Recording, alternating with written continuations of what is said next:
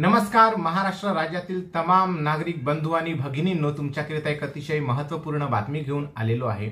संपूर्ण महाराष्ट्राचे लक्ष हे आता सुरू असलेल्या अधिवेशनाकडे लागलेले आहे, अर्थात अर्थसंकल्पीय अधिवेशनामध्ये लागलेलं आहे। विद्यमान सरकारचं हे शेवटचं अधिवेशन असणार आहे।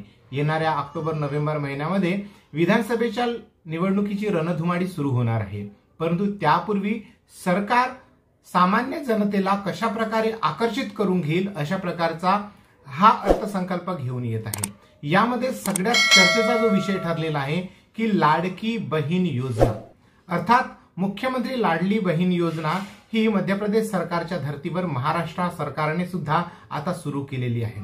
या योजनेची काय वैशिष्ट्ये आहेत, काय उद्देश आहेत, कुणाला या योजनेचा फायदा मिळणार आहे, अटी, पात्रता, निकष या सगळ्या गोष्टीची इत्थंभूत माहिती या व्हिडिओच्या माध्यमातून आपण पाहून घेणार आहोत। एकमेकाला हा व्हिडिओ शेअर करा, कारण प्रत्येक महिलांच्या खात्यामध्ये 1500 रुपये हे मानधन येणार आहे। तर हे कशा प्रकारे आपण याचे लाभार्थी होऊ शकतो या संबंधाचा हा व्हिडिओ आहे, त्यामुळे एकमेकाला शेअर करायला विसरू नका आणि आपापल्या प्रतिक्रिया, आपले मनोगत आपण कमेंट सेक्शन मध्ये लिहू शकता। ही योजना तुम्हाला कशी वाटते, याचे काय दूरगामी परिणाम पडतील, ही योजना कशी वाटते तुम्हाला, या संबंधाने मी कमेंटच्या प्रतीक्षेमध्ये आहे। तर चला मंडळी, व्हिडिओला सुरुवात करूया आणि जाणून घेऊया की मुख्यमंत्री लाडकी बहीण योजना नेमकी काय आहे ते।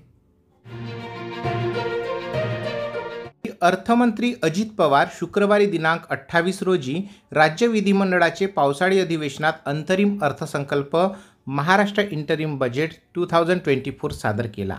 त्याने अंतरिम अर्थसंकल्पात महिलांसाठी मोठी घोषणा केली आहे। महिलांसाठी मुख्यमंत्री माझी लाडकी बहीण योजनेची घोषणा केली आहे।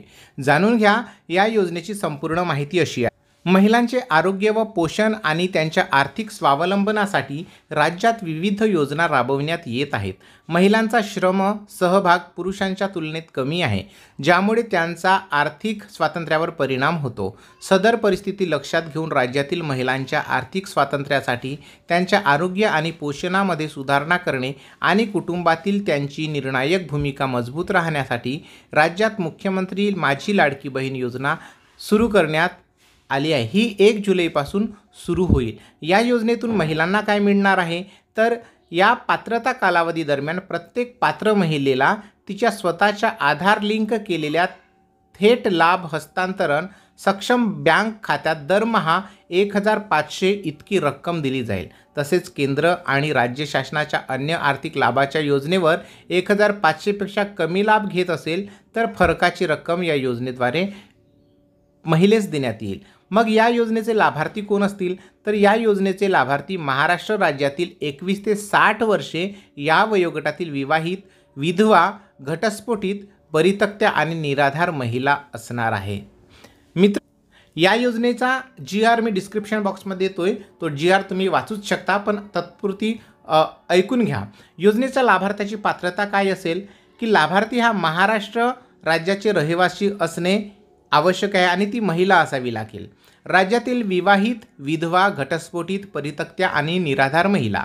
नंबर 3, किमान वयाची 21 वर्षे पूर्ण व कमाल वयाची 60 वर्षे पूर्ण होईपर्यंत। सदर योजनेअंतर्गत लाभ घेण्यासाठी अर्ज करणाऱ्या लाभार्थ्यांचे बँक खाते असणे आवश्यक आहे। लाभार्थी कुटुंबाचे वार्षिक उत्पन्न 2.50 लाखापेक्षा जास्त नसावे, म्हणजे 2.5 लाख रुपयापेक्षा जास्त आर्थिक उत्पन्न नसावे।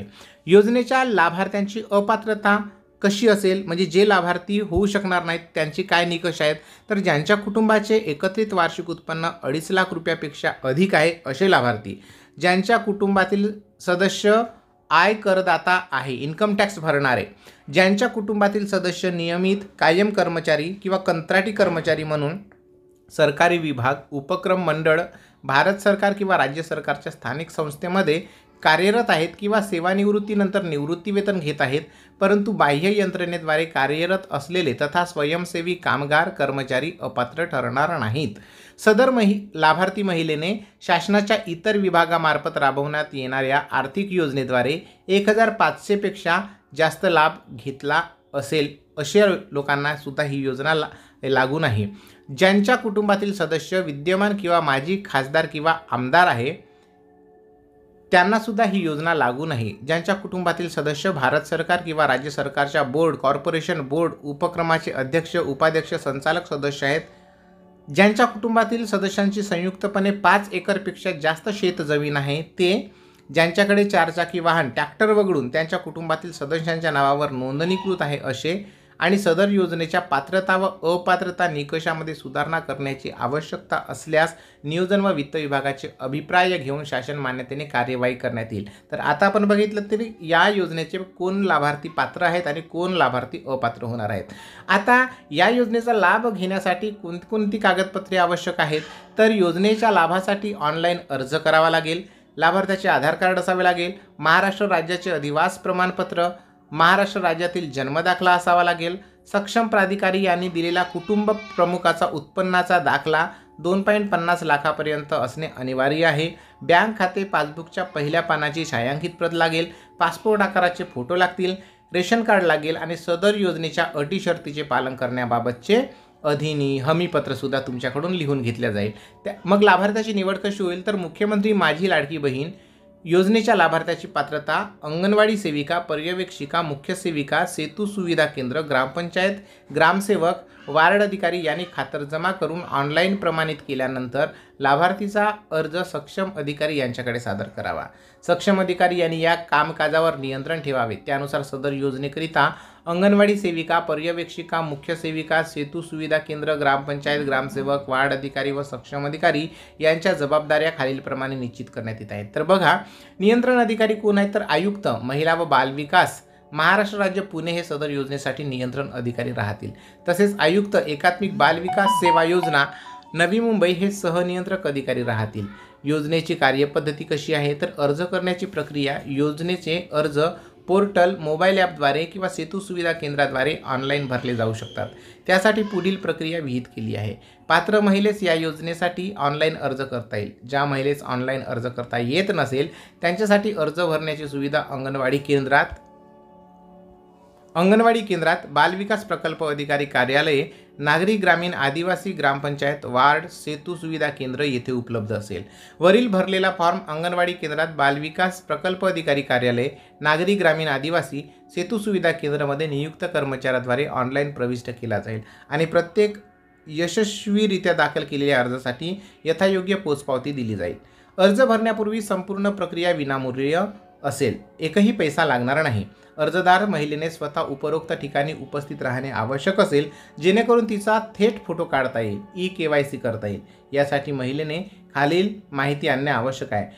कुटुंबाचे पूर्ण ओळखपत्र असलेले रेशन कार्ड लागेल आणि स्वतःचे आधार कार्ड लागेल. तात्पुरत्या यादीचे प्रकाशन.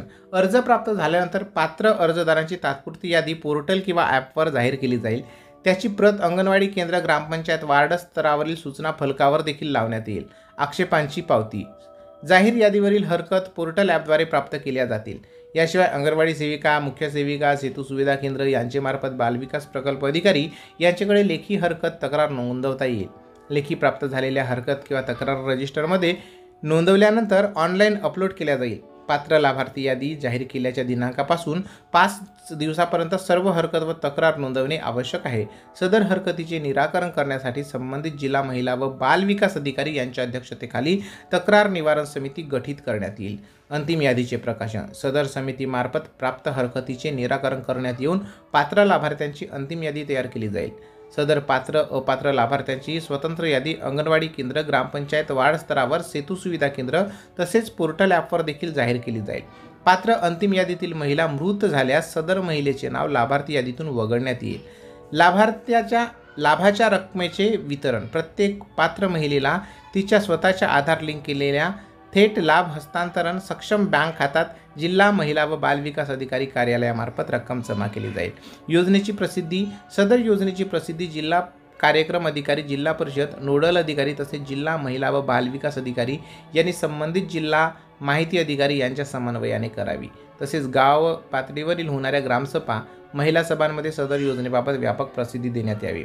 सदर योजनेसाठी वेब पोर्टल व मोबाईल ॲप्लिकेशन तयार करण्याची जबाबदारी आयुक्त महिला व बाल विकास पुणे यांची राहील. या योजनेतील लाभार्थ्यांची पोर्टलवर नोंदणी होऊन योजना सुरळीत कार्यान्वित राहण्यासाठी तसेच पोर्टलचे संचालन, अर्ज डिजिटलाइज पद्धतीने जतन करणे, पोर्टल वेळोवेळी अद्ययावत करणे याकरिता आयुक्त महिला व बालविकास पुणे यांच्या स्तरावर कक्ष निर्माण करण्यास व त्यामध्ये विहित पद्धतीने 10 तांत्रिक मनुष्यबळाची नियुक्ती करण्यात येईल। तसेच योजना सुरळीत कार्यान्वित राहण्याकरिता नियंत्रण ठेवण्याकरिता शासन स्तरावर कक्ष निर्माण करून 5 तांत्रिक मनुष्यबळाची नियुक्ती करण्यात येईल।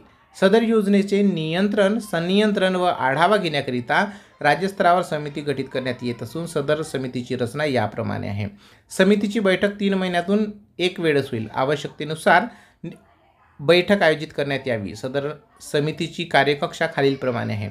सदर योजनेची देखरेख व सहनियंत्रण करणे, राज्यातील योजनेचा अंमलबजावणीबाबत आढावा घेणे, सदर योजनेसाठी उपलब्ध तरतूद व खर्च याबाबतचा आढावा घेऊन आवश्यक निधीची मागणी शासनास सादर करणे, सदर योजनेत धोरणात्मक बदल करावयाचा असल्यास त्याबाबत प्रस्ताव शासनास सादर करणे। सदर समितीची बैठक दरमहा तसेच आवश्यकतेनुसार आयोजित करण्यात यावी। सदर समितीची कार्यकक्षा खालीलप्रमाणे राहील।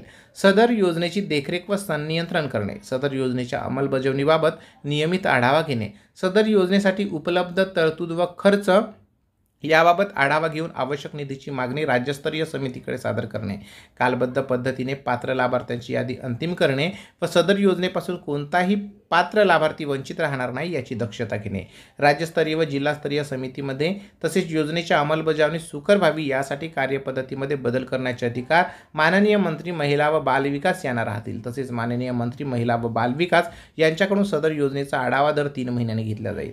सदर योजनेचे मूल्यांकन महात्मा गांधी प्रशिक्षण संस्था पुणे यांच्यामार्फत करण्यात येईल। उपरोक्त कालावधीनंतर या मोहिमेअंतर्गत नोंदणीबाबतच्या कार्यवाही संदर्भात वेळोवेळी आवश्यक त्या सूचना देण्यात येतील। सदर योजनेच्या अंमलबजावणीमध्ये सुधारणा करण्याची आवश्यकता भासल्यास नवीन मार्गदर्शक सूचना निर्गमित करण्यात येईल। सदर योजनेच्या अंमलबजावणीसाठी मुख्यमंत्री जनकल्याण कक्ष यांचे सहकार्य घेण्यात येईल। सदर योजनेसाठी स्वतंत्र लेखाशीर्ष उपलब्ध होईपर्यंत या विभागाच्या लेख लाडकी या योजनेसाठी अस्तित्वात आलेल्या लेखाशीर्ष 2235D 524 मध्ये उपलब्ध करून दिलेल्या आर्थिक तरतुदीतून खर्च भागवण्यात यावा।